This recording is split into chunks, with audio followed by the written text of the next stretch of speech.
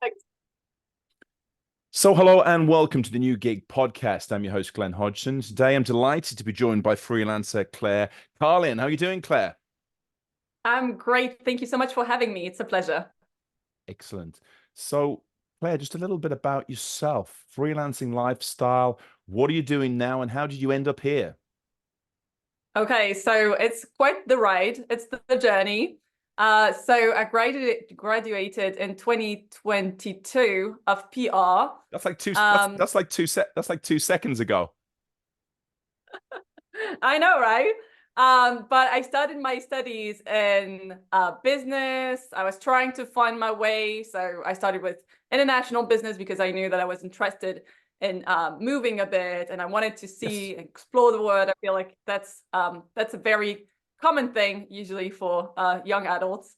Yeah. And so I started there and it wasn't quite right. It had a few things that I liked, but it wasn't quite right. So then I studied management, ended up in PR, and I could have catch glimpses of what really was interesting for me.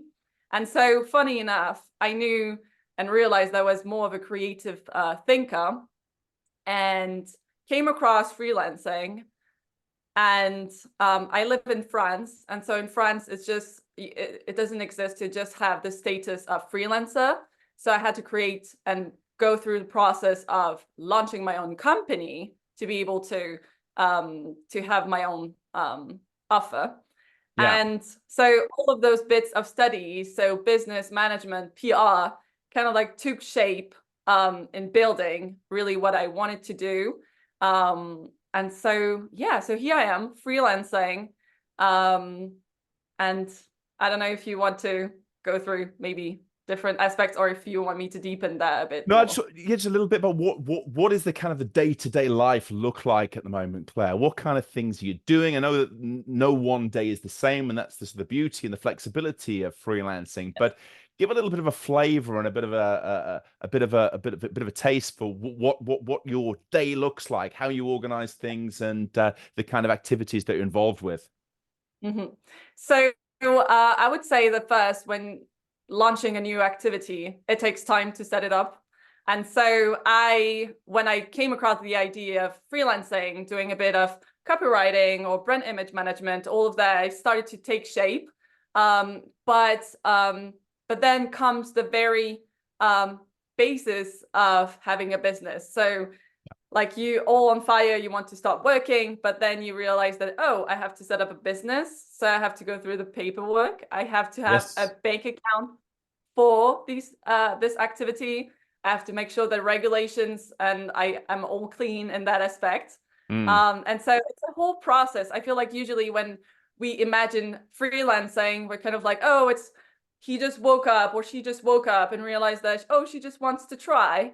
When really it's a whole process of building your offer, building the foundations of your business, really. Yeah. Um, so for me, I'm officially done with all the paperwork. It took 2, 3 months because when you want to do things right, it takes time. And Mm. so that's also the learning. And so yeah, so for me, day to day, is basically I am a lot on LinkedIn. I do a lot of community building, increasing my visibility, making sure that I'm putting myself out there. So for now, LinkedIn plays a huge role in making sure that I get the visibility and building the authority needed. Sorry. Yeah. And so yeah, for now it's been a lot social media and strategy. I've had a couple of offers for multiple jobs, but for now it's been also realizing that I don't want to jump in too quick into an offer because you're just so excited to start, the real deal and be like, oh yeah, I finally have this client. I'm getting my work in. And so yeah, so for me, it's accepting the fact that time plays a huge role in building a business and making sure that everything is done right. Mm. And so yeah, I feel like very much still of a newbie in the freelancing world, learning every single day. And I feel like You it's should also be. that, like Yeah. you learn as you grow. And if you Mm. don't take the first step, then you're not going to know what the second step is going to look like, because that's just how it goes. So yeah. Yeah, I think that's an important element there, is the fact that you can have the setup where you think, oh, it's make money out of your passion, but of course at the end of the day it needs to be a business as well. You need to do sort of the basics, pay your taxes, make sure Yeah. you pay yourself, think about cash flow, think about the projects that you're going to try and do. So it's kind of, you need sort of so many arms and legs in terms of doing the work, finding the work, making sure that it's all paid off properly, but also that you are running the business. And this is one of the things as well, I think, that we see when I speak to a lot of freelancers. It's not as simple as just sort of starting out there and making something. You need to have a proper business plan. How is it gonna be something that wipes its face in terms of paying the bills and giving you an income? And also the fact of, the difference between that and a 9 to 5 is also the fact it's a bit of a roller coaster. There's money coming in, and it can be a feast or a famine. How do you actually sort of cover the slower times that are coming, or sometimes you can't plan for? So it's really sort of having that buffer as well to make sure that you've got sort of the cash flow and the business flow as well, to be able to do the activities and not do too much, but also not do too little, and to be able to sort of balance that's a key element. Mhm. Yeah. Yeah. You don't want to be cheap. You want to make sure that you're putting your best self out there, that you're giving yourself the chance to really succeed. But Yes. at the same time, I know that in France particularly, I have so there's a whole help from the government, which is really nice, that I have like a discount and I can Interesting. receive help. But I know that in 2 years' time, it will kind of like come back to me, because once they know what a regular income I have, what they can tax me, then it's going to come back. So I think it's also like, it's super exciting. It's a roller coaster of new experiences, constantly learning. But also in the meantime, that it's not unstable. I wouldn't say that, because you can get fired from your 9 to 5 job and suddenly Yes. just True. realize that, okay, it wasn't that stable after all. So we create our own luck. I'm quite lucky, honestly, because I moved back to my parents' house right now, so that I Okay. could set up my business. So I think it's usually something also that freelancers are ashamed to admit, like, okay, I'm building my business, I moved back with the parents. It's kind of like not very glamorous. But to me, it was this huge opportunity after being away for multiple years to be like, okay, I'm going to focus on my business. Everything that I earn, I can invest it back. And it's actually a chance to take. So I also wanted to keep it real. Like, I'm very much of a newbie. I'm discovering a lot of things. I'm exploring. I'm learning every single day, but I'm really Yeah. enjoying the process. It's interesting what you said about sort of the French situation. Is the sort of French government or the authorities actually quite open and supportive towards freelancing? They understand it, and they see the growth in this as a lifestyle and a work style choice for an increasing number of people. Yeah, absolutely. It's amazing, because at first I was afraid of the paperwork and Yeah. the Yeah. administration side. And it's very easy to have someone on the phone and Yeah. make sure to have answers, your questions answered, sorry. Yeah. And so it's been amazing. I was surprised by the efficiency, and it's not just to to talk about all of the great things, but like, for example, if I don't earn anything, I'm not going to pay anything. And I think it's Okay. such a relief when you build a business and you're kind of like suddenly worrying about the taxes and how are you to be able to invest back in your business if you're not making anything. Yes. Because I have savings that I'm just investing in my business because I believe in my project. But in the meantime, the government is like letting me try. And if I had to stop because for some reason, I don't know, the project change, or I no longer am able to do that, it won't be a problem as well. But the huge benefit of having your own business and having to go through that paperwork is the credibility that it gives you, because you know what it means to have a company. You know that you're not just going to disappear, like, oh, I tried freelancing, it didn't work for me for a day and then I'm quitting. Because no, you have a business, you're engaged in your business really, and you want it to see the light. And I think sometimes the slow growth are actually the ones that are really the most interesting in terms of investment, personal investment, and just making sure that it actually gets you somewhere. And you don't necessarily know where it's going to lead, because You you never never do. really know what it's going to look like. But it's amazing. I'm really enjoying that. Yeah, absolutely. And also just a little bit about the growth of freelancing itself, and this idea of freelancing as a popular lifestyle choice as well. Why do you think it's growing so much at the moment, and particularly with sort of younger people seeing it as a way that they need to move forward? Yeah. So I think there's multiple things that might explain the attraction that freelancing gets today. I would say that ever since COVID hit and people started to work from home, we've realized that there is more outside of work, and maybe a 9 to 5 is not the best way to have a fulfilling and thriving life, and that we wanted more balance, and that there's many things, for example, meetings that are never ending. A lot of companies also are realizing that, okay, we only have a meeting if it's necessary. If it's not that necessary, just send an email. And I think it's this change of, okay, if there's something that I could do from the comfort of my own home, or even be able to travel, because I don't want to start living at the end of my life, once I'm retired. I think there's a huge, there was this generation that would think of living whenever they were on holidays or after the retirement.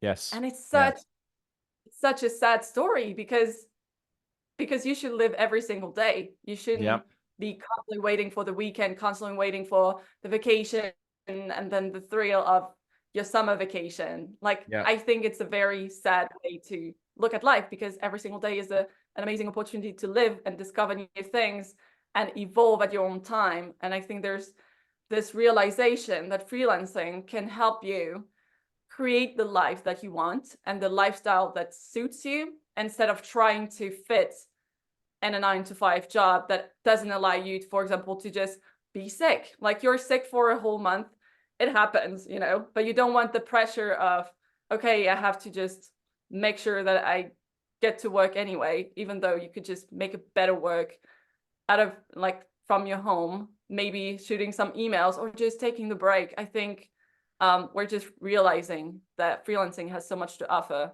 in terms of quality of life. And what are some of the sort of those the benefits? What are the sort of negative things that you've already experienced yourself, or you've heard about, or you've seen other people that have explained to you about some of the the more tricky elements of being a freelancer or an independent contractor? So I've heard stories that of difficulties and the drawbacks. I think, to me, it's all related to the fact that if it's your own business, you have to bet on yourself, and self-esteem is such a tricky thing. I think it all comes from the root of self-esteem, so that if you're feeling confident in your offer, that you learn as you grow, and as you go, you feel confident in your offer, and you're going to be able to land clients, you're going to be able to get yourself out there. But if your confidence is shaking, and that you're not putting on that suit and thinking, okay, I know what I'm doing, I know that I am proficient in my work, I think it can feel like it starts to crumble, and you start losing kind of your edge, or whatever energy you had at the beginning. And so I would say most freelancers, and probably me, and most certainly me, at some point, it will be a question of, do I believe enough in my offer? And how is that impacting how I'm promoting it, how I'm promoting my work and my work ethic, how I show up every single day? And so I think we, usually when talking about the drawbacks of freelancing, we might think of, it's unstable, you don't have a monthly regular income, it kind of is very, unstable in a way. But if you know how to manage your finance, and that that a good month you're going to save this little bit, so that if the next month was not as good, you'll be still good. I think it's not as big of a deal that we make it.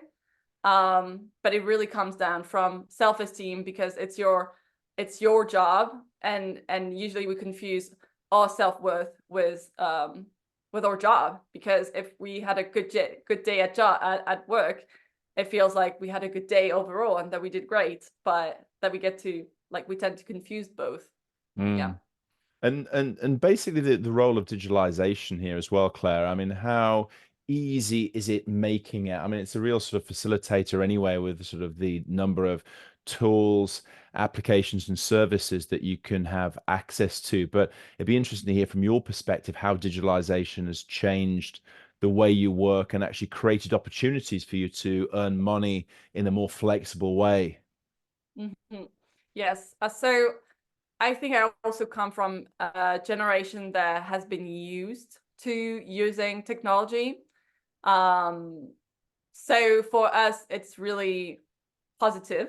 Mm, Whereas I think few generations older might think that it's too much. It's too much of a digitalization, and too much online, and you're just staring at a screen all day, and all that.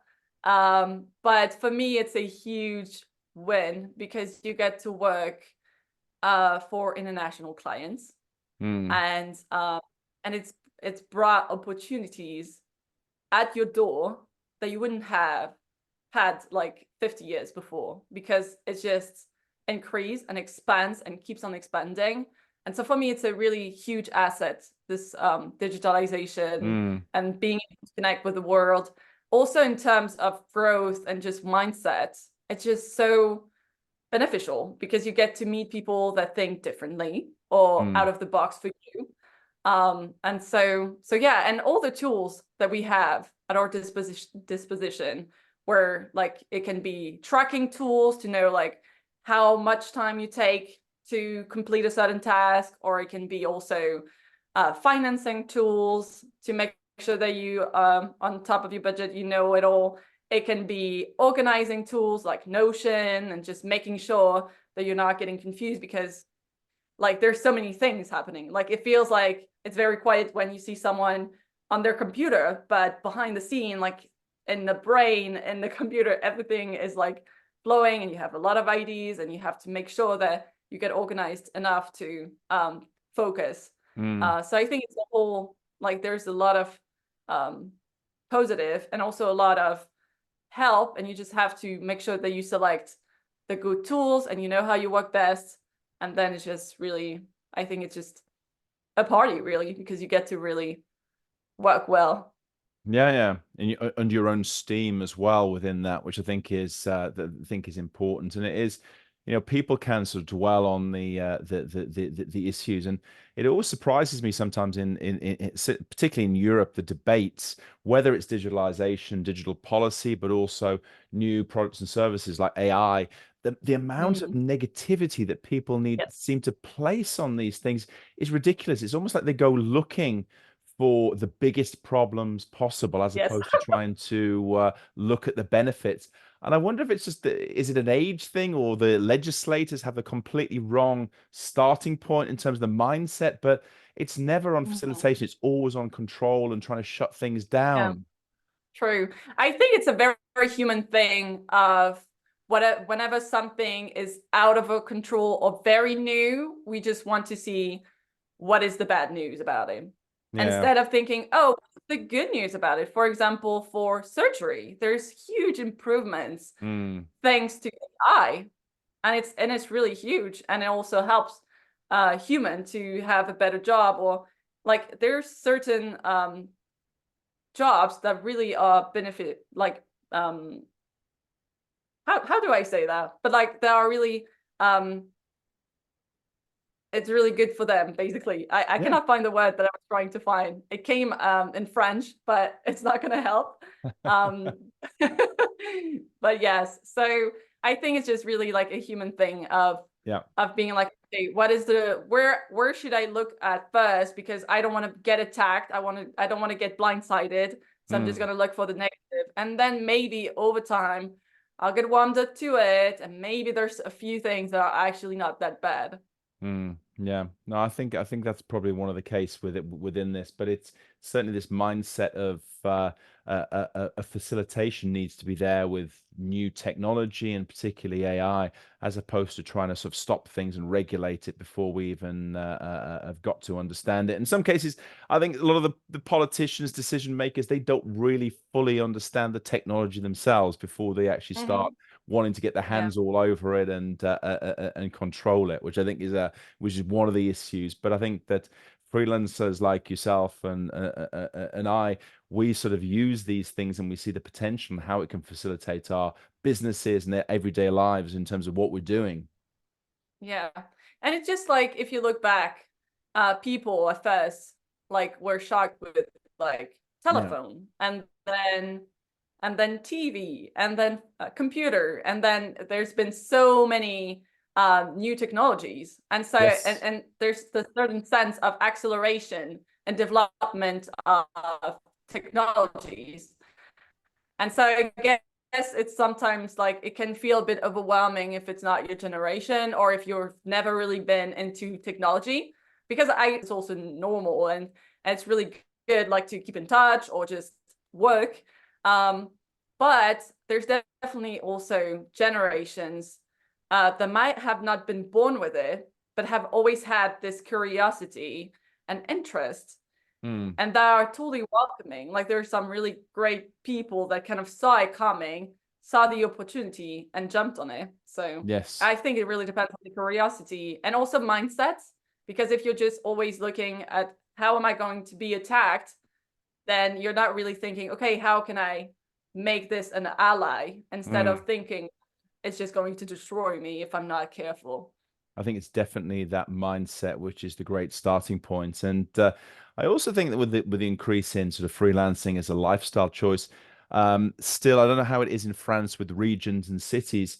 I Mm-hmm. think there's still this. There should be more competition to be able to attract freelancers in terms of the lifestyle, in terms of accommodating people, in terms of the way of life, and being a kind of a hotspot for creative and freelance talent.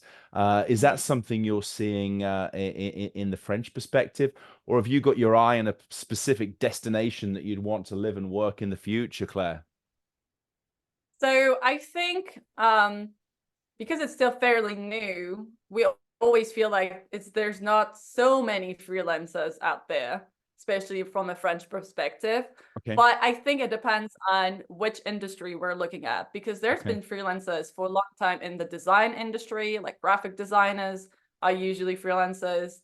And so I think this whole mindset change. And also, like once you start looking for freelancers, you realize that there are a few, even though like it really depends on where you're looking, because if Yes. you're not looking at the right direction, you're just never going to find anything. um Yeah. as for destination, as for destination, honestly, I used to want to live in the US and just travel, and I still love that country. But ever since I started my business, I've been so focused on my business and then taking one day at a time and just seeing where it's going that I Yeah. haven't been daydreaming. I'm just doing the work. I'm enjoying the work very much. And then I'll just see. And I think it's also a good sign that you're doing what you like, because you're no longer thinking about, oh, I just have to change scenery. I just need to change, whatever. And Yeah. you're just starting to really appreciate where you are in your life and also like where you're located. So yeah. Yeah, no, fully understand the setup there, absolutely. And I think it is. It's just that options are available, and the possibilities really are endless in terms of where you want to take it. And especially that's one of the benefits of having a an online business as well. That you can work from anywhere, but also you can choose when and where you work. Of course, within the limits, we all have partners, we all have clients. You can't just be fully remote and fully flexible. You need to sort of bend to the will and the demands of your partners and other organizations and companies that you work with, of course. Yeah, absolutely. I think it's the great benefit of freelancing is not only can you do something that you love and you get to really explore there and you get to grow your confidence in it, but also like you're no longer thinking in terms of, oh, I need to join that company because maybe in 10 years they will make an offer that maybe I can go to a foreign country.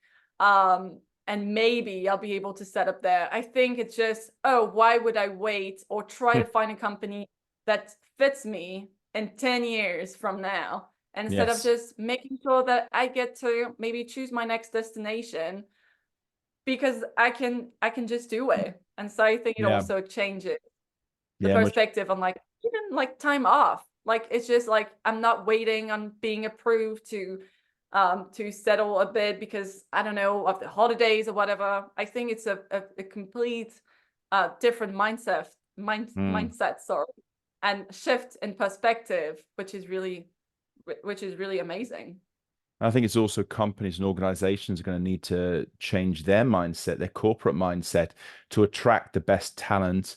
They're going to have to be much more flexible and not have the 9 to 5 selling hours to one employer mentality with the sort of the fixed days of holiday. It's going to be much more fluid, much more flexible. I think that's something that's going to have to be brought on board by companies and organizations more and more as we go forward. Yeah. And also the fact that if you hire as a company a freelancer, like you know what you're paying for, you can like see how they do and you can kind of like trust, that they know what they're doing. I think when you're in a company and that you have HR kind of like trying to make sure that you're doing your job and that you're happy or whatever, like it just doesn't feel the same because you're not really being trusted fully because Yeah. you're also monitored at all times. um Whereas you pay for a freelancer and you just know what you're getting, you know how they work, their work ethic, and you don't focus on so much on the hours but more on the project itself, like Yeah. the end results. Absolutely. And so yeah, Yeah. like Fully I think agree, it's so Claire. sad. Yeah, I think it's so sad. Like, for example, if you're at work 9 to 5, you're done with all of your tasks and you're just waiting for your shift to be done because otherwise, if you leave too early, it's not going to look professional. But Mm. you've just been efficient. It's Yeah. done. You're just wasting your time and energy. You're going to arrive home completely drained because you didn't have such a productive day at the end. And so yeah, just save your time, save your energy for something meaningful so you can do more Mm. by just managing your energy. And also like it really is good for people that are whether from like more like night owls or early birds, because you also get to know when you work best, when you Mm. can have that power and focus, and deep work focus, as we say. um, and this way you focus more on the end result, which should always be the case, instead of just, oh, I clocked at like 8 a.m. and now it's 5. And Mm. yeah, I'll do this for the rest of my life. Absolutely. Well, all power to you. And I think the sort of the realization of what's happening, I think, is sort of very strong. And really appreciate you sharing your ideas, thoughts, and your own experiences there as well, Claire. I think it's going to be really useful for the viewers and listeners to hear the insights, people who are actually doing it, but also people who are maybe thinking of taking the next step towards a more freelance open lifestyle. So thanks for sharing again, and hopefully speak to you soon. Yes, thank you so much for having me.